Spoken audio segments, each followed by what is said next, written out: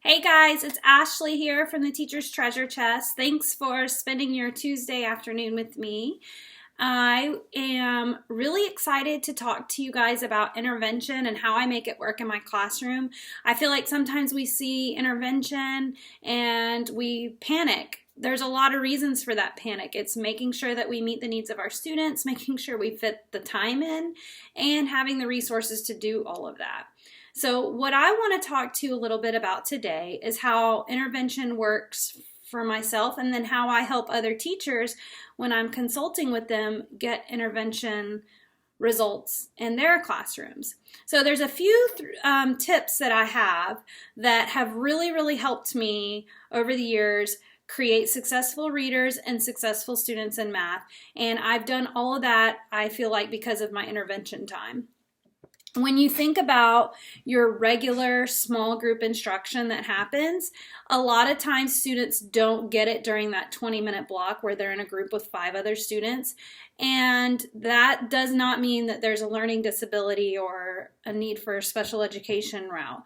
Sometimes students just need the material again. And when they have that material again, it needs to be presented in a way that's different than the first time it was presented. So we'll chat more about some of those strategies. First, I want to talk about scheduling. One of the first things that I do when I get my schedule that my administration gives to me is whether it's asked or not, from day one, I have an intervention block. Typically, my intervention block is the last 30 minutes of the day. Now, I've had friends that schedule extra time onto their small group reading and their small group math, and if that's all that you can do, then that's fine. However, I really encourage you to schedule that intervention block at a separate time because it makes it purposeful. It creates that need, it creates that time specifically for intervention. Now, I realize it's hard to schedule a math intervention every day and a reading intervention every day, and we're going to talk about that as well. I try to pick the need. It's just an intervention block. Beginning of the school, 30 minutes, 1:45 to 2:15 is an intervention block. I've also done it in the beginning of the day when my kids are coming in. If I have students that are in intervention block students, I make it known to their parents they have to be here at this time. My instruction starts promptly at this time every day. I get that doesn't always work, but it's worth a shot. That's why I feel like the end of the day is a lot better for that reason.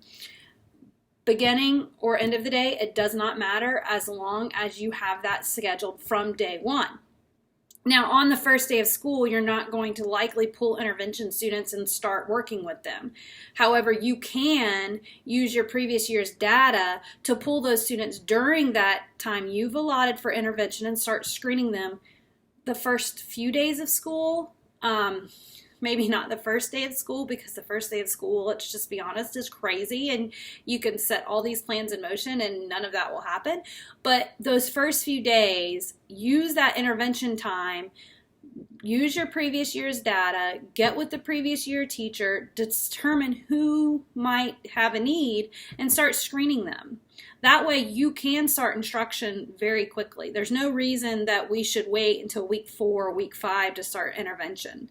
You could realistically start at week 2 if you have that information. If you have a screening kit, that's great. If not, I can help you with that as well. Depending on what grade level you are and what your needs are, we can talk about a way to screen your students very quick and easy so that you can hit the ground running. That is the number one thing that I see go wrong with intervention, is that we wait too long to start. A lot of times we start week 6, week 7, week 8. You've lost a lot of time if that's the case. So the whole purpose of this chat right now is to get you thinking about intervention and how you can schedule it into your block from day one. If you schedule that time from day one and you use that time from, let's be real, day 3, then you will have a successful intervention time if you're teaching during that time. The next thing that I really feel is important when you talk about intervention is that it's targeted instruction. 1 or 2 skills, that's it. Okay, we're filling in those gaps. That small group reading time, you will cover a variety of skills. However, if your students are struggling with decoding, all you need to do during intervention is decoding. That's it. 1 or 2 skills. That's it. Keep it short. The other thing that I see a lot of times with intervention is we try to basically replicate the guided reading time. That doesn't work. Okay? You have to fill in those skills that they're missing so that they can be successful during guided reading time. Guided reading time, you're presenting them with a text, you're presenting them with a word work opportunity, you're presenting them with vocabulary opportunities. So there's a lot of components to a guided reading session, okay? For intervention, we need to identify those targeted skills and those weak skills and only hit those skills. And hit those same skills for a while. 4 days of decoding practice probably isn't good enough. If they can decode cat, then build upon that. Continue practicing decoding skills, but with harder words. Stay on that same skill so that they really develop that foundation. A lot of times I see that we want to teach a skill that they may be tested on that week, and then we move on to another skill that week. Let's really focus on foundational skills for reading or math. Okay, math is really easy. You can practice number sense in a variety of ways all day long, right? So let's practice those skills, foundational skills, for several weeks before we move on. Make sure you have solid evidence that that student can decode, not just one assessment, not just 2 assessments in my opinion. They need to be able to show that they can do the targeted skill multiple times, multiple ways, and apply it in their classwork. You need to be able to show evidence for that, because if you do down the road take the special education route, you've already got the documentation started.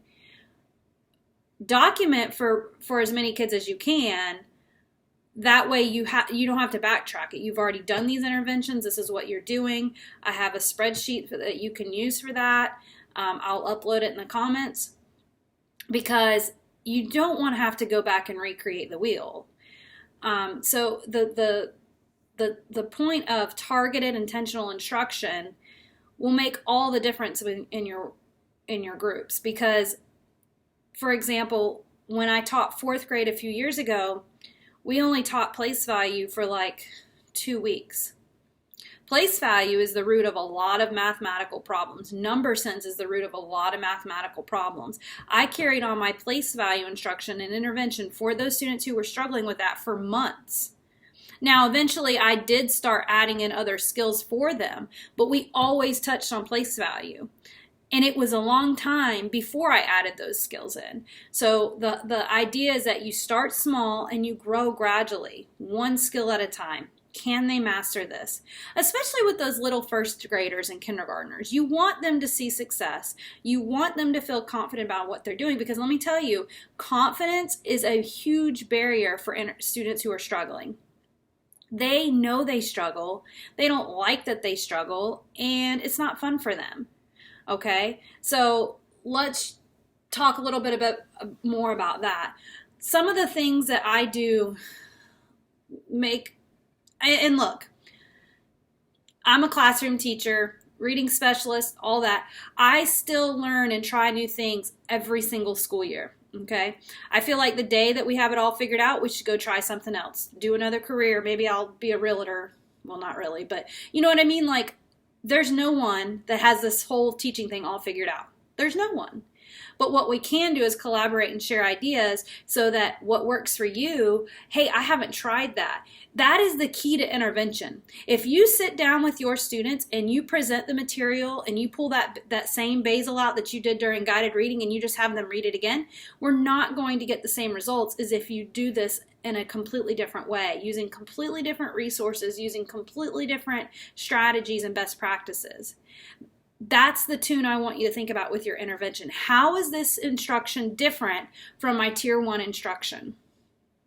Now, just because they're on a tier, again, does not mean there's a special education issue. You can see that I really want to work with my students, especially these kindergarten, 1st grade babies.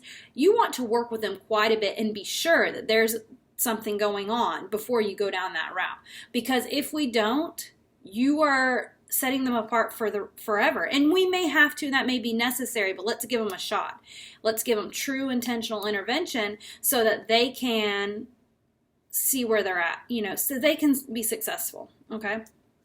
But a few different things that I keep on, and I have these in bins in my guided reading time, but since I'm not in my classroom, I couldn't show you that, so I showed you some I keep at home. I keep little knickknacks, like seasonal things that I find in the Target dollar spot, and I use these different things all the time in my intervention group. These I just found when we did our end of the year camp out.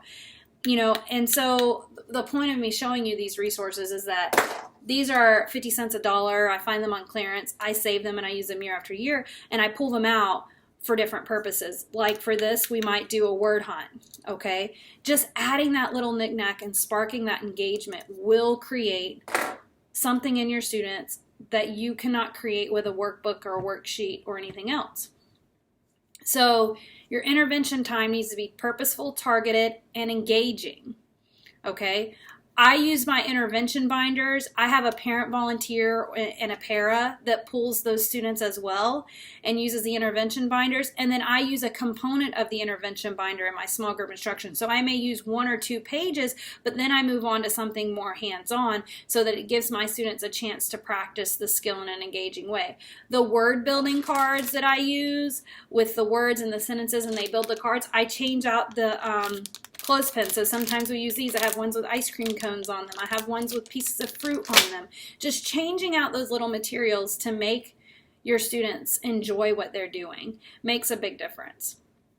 What I would really like to know, though, these are some tips that I've used, is what I really want us to do is chat about some of the things that have helped you. So I'll post this video. A lot of our friends aren't going to be able to watch it live, and they'll watch it on the replay.